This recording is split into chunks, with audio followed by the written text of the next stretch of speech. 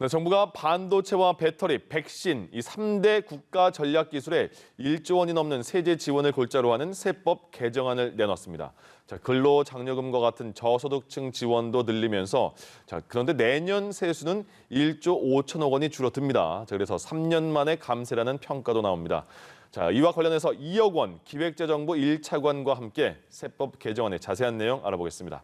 차관님, 안녕하세요. 예, 안녕하세요. 네, 어서 오십시오. 내용이 쉽지가 않습니다. 그래서 좀 쉽게 설명해 주셔야겠습니다. 예. 먼저 국가 전략기술 3대 분야 3B입니다.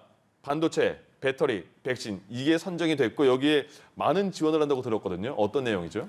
예, 먼저 배경을 보면 글로벌 동향을 보면 최근 전 세계적으로 기술 패권 경쟁 시대에 완전히 돌입을 했습니다. 예. 그리고 반도체와 같은 전략 품목을 둘러싼 주요국 간의 글로벌 공급망 재편 경쟁도 더욱 가속화되고 있고요. 네. 이게 우리나라도 이런 핵심 전략 품목에 대해 어떤 기술 같은 부분에 있어서 선점을 하고 또 국내 생산 기반을 확충해서 어떤 공급망 경쟁에서 주도권을 확보하고 경제 안보를 튼튼히 하는 것이 국가 전략적으로 굉장히 기묘하다. 이러한 판단 하에서 저희들이 이 분야에 대한 세제 지원을 굉장히 대폭 강화를 했고요. 네. 구체적으로 주요 내용을 말씀드리면 지금도 기업이 연구개발 투자를 한다거나 시설 투자를 하면 정부가 세제 지원을 하고 있습니다. 다만 이번에는 반도체, 배터리, 백신 이 3대 분야 총 65개의 핵심 기술에 대해서는 저희들이 국가전략기술이라는 별도 지원 트랙을 신설해서 그 세액공제 폭을 대폭 강화해서 과감한 아주 파격적인 세제 인센티브를 하는 것들이 주요 내용이고요. 왜 이렇게 3대를 정했느냐 이 부분을 보면 반도체 같은 거는 잘 아시다시피 제2의 핵심 21세기 핵심 인프라 뭐 산업의 쌀 이렇게 일컬어지고 있고요. 배터리 같은 경우는 제2의 반도체다. 그리고 백신 같은 경우는 잘 아시는 대로 국내 백신 자주권 확보 이런 측면에서 굉장히 중요하기 때문에 저희들이 국가의 미래를 미리 대비한다는 차원에서 전략적으로 이러한 분야를 지정을 했습니다. 그리고 이제 지원 규모를 보면 총 연간 한 1.2조 원 정도 지원하니까 대규모인데요. 이런 혜택들이 그 3대 분야 산업 생태계에 골고루 좀 돌아갈 것 같고요. 특히 이 전략 기술의 특성상 어떻게 보면 굉장히 기술 집약적이고 그다음에 소재, 부품, 장비 등 이렇게 고도로 분업화돼 있기 때문에 중소, 중견 기업들이 많은 혜택을 받을 걸로 기대를 하고 있습니다. 반도체, 배터리, 백신 이 3대 분야 선정에 대해서는 뭐 이론의 여지가 없을 것 같습니다. 상당히 중요한 거는 다 인지하고 있고요. 자, 그리고 코로나가 이제 4차 유행까지 대유행하면서 특히 일자리, 고용 문제 정부 고민도 되게 깊을 것 같거든요. 이번에 그 세법 개정안에 이런 부분도 포함이 됐습니까? 맞습니다. 예, 일자리는 국민 일상생활, 민생 경제와 직결되기 때문에 정부가 가장 역점을 두고 있는 분야고요. 이번 세법 개정안에서도 저희들이 신경을 굉장히 많이 썼습니다. 주요 내용 같은 경우는 첫째는 가장 대표적인 고용 친화 세제인 고용 증대 세제를 저희들이 연장하고 강화했습니다. 이 제도는 뭐냐 하면 기업이 고용을 늘리면 추가 고용 인원 한 명당 최대 1,200만 원까지 저희들이 세액공제를 되돌려드리는 거거든요. 근데 이 경우 같은 경우 기업의 호응도라든지 활용도가 굉장히 높아갔고요. 이 부분 같은 경우 저희들이 3년간 더 연장을 합니다. 그리고 특히 이제 비수도권 지방 기업이 청년이라든지 이런 취약한 고용 계층들을 고용할 때는 저희들이 거기다 100만 원을 더 얹어서 최대 1,300만 원까지 지원을 더 확대하는 게 되겠고요. 둘째로는 경력 단절 여성들 재취업을 이제 촉진하기 위해서 경력 단절 여성 세액공제 요건을 저희들이 완화했습니다. 그래서 기업이 지금까지는 경력 단절이 한 3년 이상이 된 여성들을 고용할 때 지원을 받았다면 이제는 한 2년 이상인 경우에도 지원을 받고요. 그리고 세 번째로는 결국 창업이 일자리의 보고입니다. 그래서 창업 활성화를 통해서 일자리를 지원해야 되는데요. 지금도 창업 중소기업의 경우 5년간 소득세와 법인세의 한 50%에서 한 100% 이렇게 감면을 해주고 있는데요. 이 제도도 저희들이 3년간 더 연장을 하고요. 특히 100%를 감면받을 수 있는 그 우대 요 분야 같은 경우가 지금 연매출 4,800만 원으로 굉장히 좁게 잡혀져 있는데 이걸 연매출 8천만 원까지 더 확대를 해서 일자리 창출 부분은 저희들이 강력하게 지원할 생각입니다. 상황이 뭐 쉽진 않지만 많이들 뽑으세요. 그러면 저희가 많이 도와드리겠습니다. 그런 취지잖아요. 맞습니다. 그리고 또 코로나 때문에 어려운 분들이 상당히 많으신데 많이 도와주세요. 그러면 저희가 또 도와드릴게요. 이런 기부금에 대한 세액공제도 있네요. 맞습니다. 그러니까 이번에 또 한 파트가 이제 포용성 강화, 양극화 해소, 나눔 이런 건데요. 이제 코로나로 지금 다들 어렵고 힘든 상황인데 이럴 때일수록 더 힘든 소외계층과 함께 나누고 그렇게 해서 코로나 위기를 함께 극복하는 게 절실한 시점이 아닌가 생각을 하고요. 예. 그런 측면에서 기부나 나눔 문화 이런 것들을 더 제도적으로 뒷받침하기 위해서 금년에 기부하시는 금액에 대해서는 저희들이 세액공제해 주는 비율을 더 추가로 더 상향하겠습니다. 예.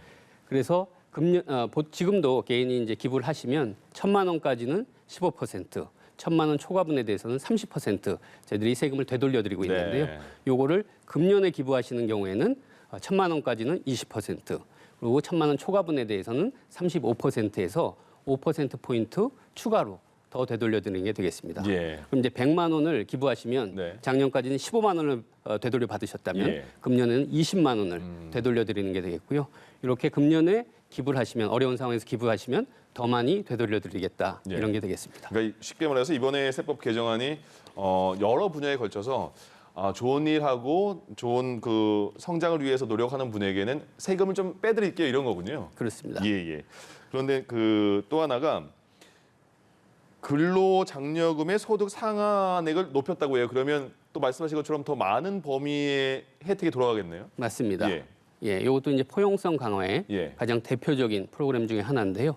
그러니까 근로장려금이라는 게 뭐냐면 일은 하는데 소득 수준이 낮은 네네. 저소득 근로 취업 가구 이 부분들에 대해서 근로와 연계해서 소득을 보강해주는 가장 대표적인 근로 연계형 소득 지원 제도가 되겠고요. 예, 예. 요거 같은 경우는 지금 20년에 432만 가구가 4.5조 원의 지원을 받아서 가구당 한 103만 원 정도 지원을 받은 아주 폭넓게 지금 혜택이 공유되고 있는 이런 제도가 되겠습니다. 예. 근데 그 근로장려금을 지원받으려면 소득 요건이 저소득이기 때문에 일정 소득 아래가 돼야 되는데요. 요번에 그 대상을 좀 더 넓혔다. 이렇게 보시면 되겠습니다. 그래서 가구 유형에 따라서 지금 단독 가구는 연소득 2천만 원까지, 호벌이 가구는 3천만 원까지, 맞벌이 가구는 3,600만 원까지 이제 지원 대상이 되는데 예. 이걸 200만 원씩 다 높여놨습니다. 그리고 그 200만 원씩 높아진 그 구간에 계신 분들이 새로이 수급 대상이 되기 때문에 네. 저희들은 이렇게 보면 한 30만 가구 정도가 추가로 혜택을 받으실 수 있을 것 같고요. 예. 한 2,600억 원 정도 혜택이 그분들한테 제공이 될 걸로 추정을 하고 있습니다. 예. 혜택 때문에 그 범위를 넓힌 부분이 상당히 많이 있네요. 그렇습니다. 예, 예. 그 또 작년부터인가요? 그 집주인 그러니까 착한 임대인에 대한 그 용어가 굉장히 많았었습니다. 그래서 그분들에게 착한 임대인 세제 지원도 해줬는데 이게 확대가 된다고 들었어요. 근데 지금까지 착한 임대인 제도에 대한 성과도 많이 있었습니까?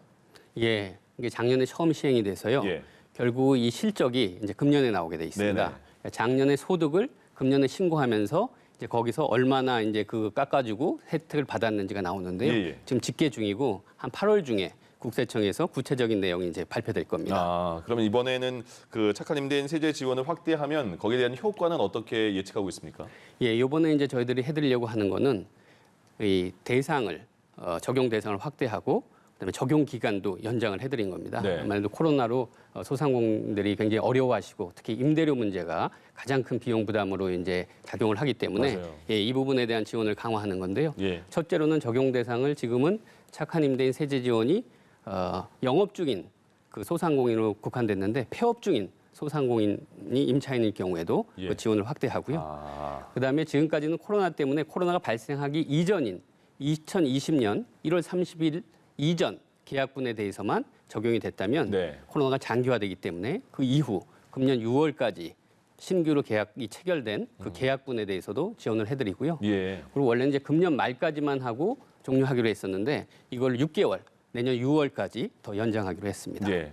그리고 또 이 부분도 많은 관심이 있을 것 같아요. 친환경차 관심 많은데 하이브리드 자동차의 개별 서비스 면제에 대한 감면 기간을 또 연장을 했어요. 어떤 내용이에요? 예, 이제 하이브리드카 이제 구매하실 때 거기 이제 개별 소비세가 붙는데요. 네. 지금은 개별 소비세를 감면을 해드리고 있습니다. 예, 예. 100만 원 한도 내에서 감면을 해드리고 있는데요. 네. 이 제도가 이제 금년에 이제 종료가 됩니다. 근데 이 제도를 금년에 종료하지 않고 예. 1년 더 연장을 하기로 했습니다. 왜냐하면 하이브리드카가 일반 내연 자동차에 비해서 네. 한 탄소 배출량이 한 74% 정도 상대적으로 좀 낮고요. 예. 그다음에 이제 탄소 중립 추진을 위해서는 저희들이 이제 친환경차 보급 확대 지원이 필요해서 그런 측면에서 연장을 했는데 예. 이렇게 되면 하이브리드카뿐만 아니라 전기차나 수소차도 개별 소비세의 감면을 받고 있는데 이 세 가지 품목들이 내년에 이제 전체적으로 일몰이 종료가 됩니다. 그럼 그때 가서 전체적으로 감면 정책을 앞으로 어떻게 끌고 가야 될지 예. 종합적으로 보고 검토를 할 예정입니다. 그렇군요. 자, 그리고 벤처기업 활성화를 위해서 스톡옵션 과세 특례를 확대한다 이렇게 나왔어요. 스톡옵션 주식 뭐 매수 청구권 이렇게 말하나요? 이 내용은 사실 좀 어려워요.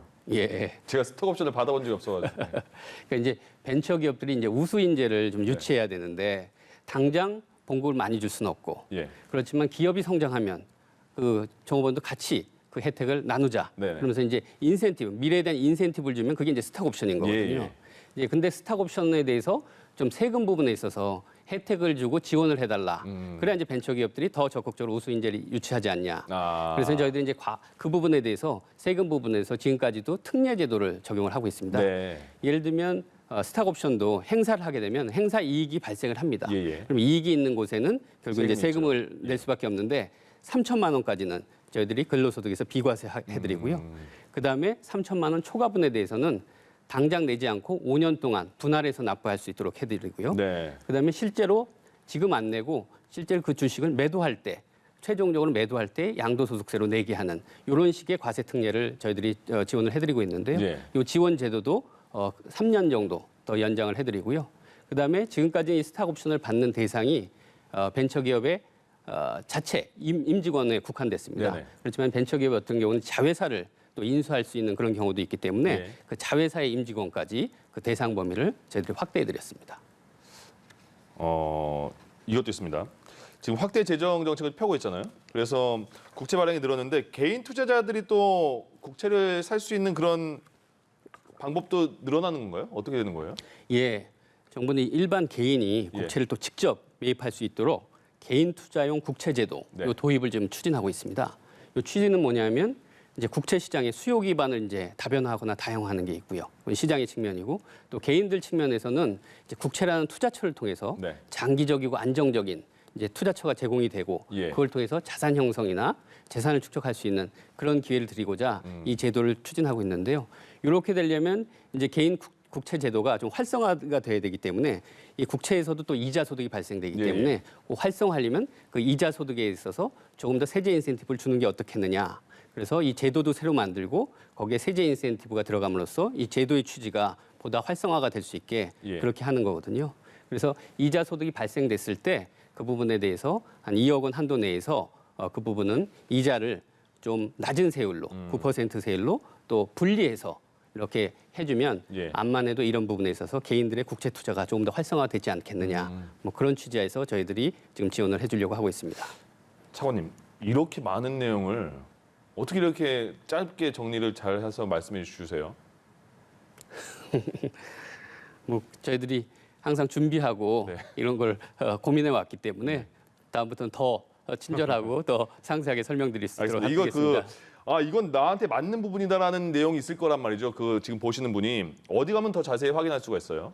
예, 지금 저희들 기재부 홈페이지에 가면 예. 저희들이 자료를 만들어 놨고요. 그다음에 이제 그런 부분에 대해서 저희들이 카드 뉴스라든지 다양한 홍보 방법을 통해서 예. 국민들께 자세하게 전달드리도록 하겠습니다. 네, 오늘 말씀 여기까지 듣겠습니다. 지금까지 이혁원 기획재정부 1차관과 함께했습니다. 고맙습니다. 예, 감사합니다. 예.